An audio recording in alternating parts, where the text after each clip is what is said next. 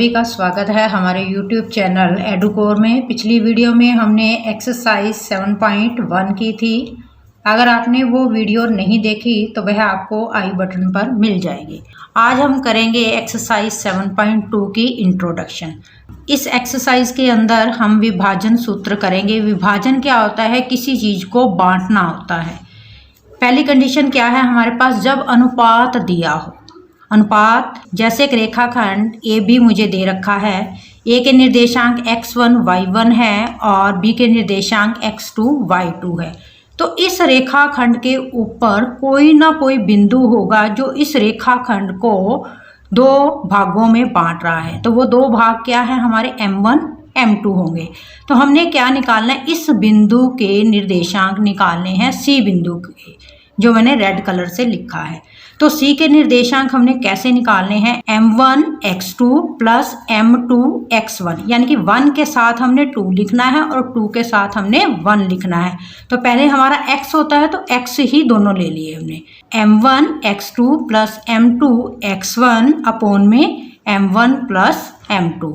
तो सेम इसी तरीके से y के निर्देशांक जब हम निकालेंगे तो m1 y2 plus m2 y1 upon में m1 प्लस m2।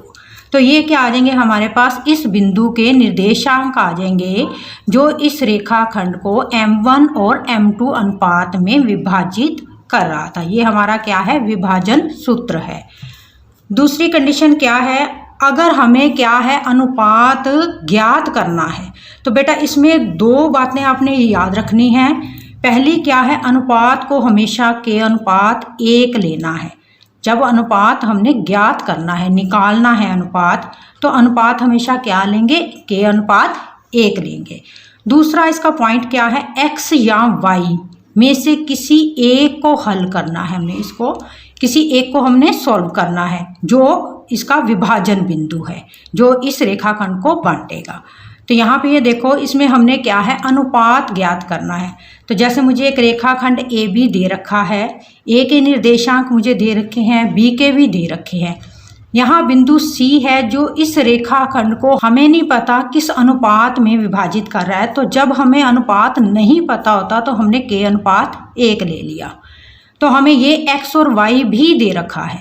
जब हमें x की वैल्यू भी दे रखी है, y की भी वैल्यू दे रखी है, तो हमने क्या है? अनुपात ज्ञात करना है। तो इनमें से किसी एक को हमने सॉल्व करना है, चाहे तो x को कर लो चाहे y को। अगर दोनों की दे रखी हैं, अगर x दे रखा है और y हमें कुछ दे रखा है तो y निकाल लेंगे। अगर x की वैल्यू दे रखी है और y हमें नहीं दे रखा तो x वाला फार्मूला लगाएंगे।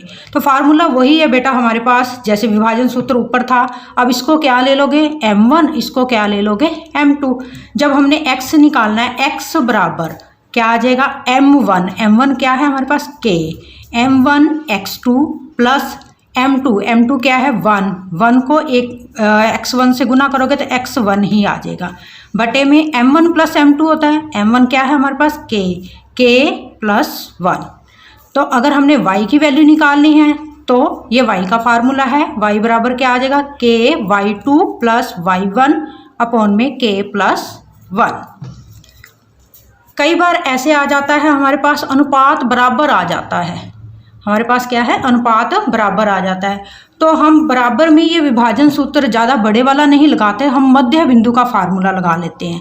तो मध्य बिंदु का फार्मूला क्या है? जैसे हमें एक रेखाखंड ए बी दे रखा है, ए के निर्देशांक है, बी के निर्देशांक है, तो ये हमने सी के निर्देशांक निकालने हैं। जो मैंने रेड कलर से लिखा है, इसके निर्देशांक हमने क्या करने हैं? निकालने हैं।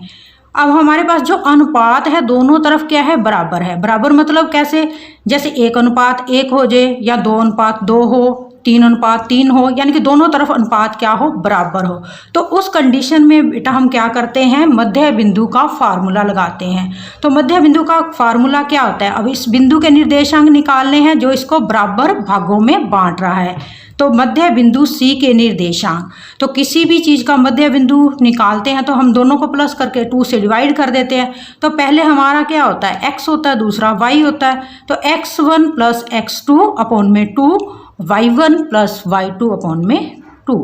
अगला आपकी एक्सरसाइज के अंदर एक वर्ड है सम त्रिभाजित। सम मतलब समान, त्रि मतलब तीन, भाजित मतलब होता है बांटना, समान तीन भागों में बांटना। इसका मतलब क्या होता है? सम त्रिभाजित, समान तीन भागों में बांटना। नेक्स्ट पॉइंट हमारे पास क्या है? हमें पता है इंट्रोडक्शन हमने 7.1 की जो की थी उसमें हमने समांतर चतुर्भुज के बारे में पढ़ा था।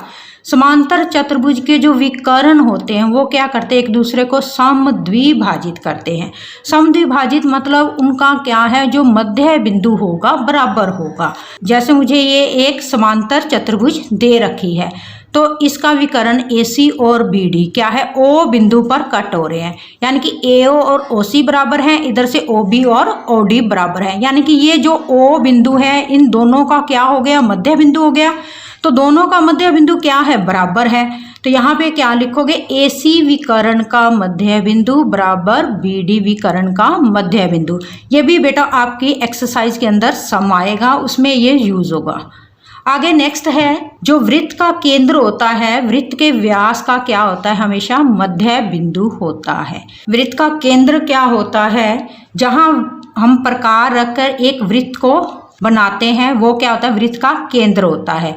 और AB क्या है? यहाँ पे वृत्त का व्यास है। व्यास क्या होता है? सबसे बड़ी हमारी जीवा होती है वृत्त की, जो क्या है? वृत्त को दो बिंदुओं पर काटती है और केंद्र में से होकर जाती है। तो यहाँ पे क्या है? AB हमारा क्या है? व्यास है। तो यहाँ से OB ये त्रिज्या और AB क्या है? हमारी त्रिज्या है। तो ये क्या हो गया? हमारा मध्य बिंदु। ठीक है, O क्या हो गया? वृत्त का जो केंद्र होता है, व्यास का क्या होता है? मध्य बिंदु होता है। आगे एक फार्मूला और है आपकी एक्सरसाइज के अंदर, सम चतुर्भुज का क्षेत्रफल। सम चतुर्भुज जिसकी चारों भुजाएं बराबर होती हैं परंतु क्या है? विकर्ण बराबर नहीं होते।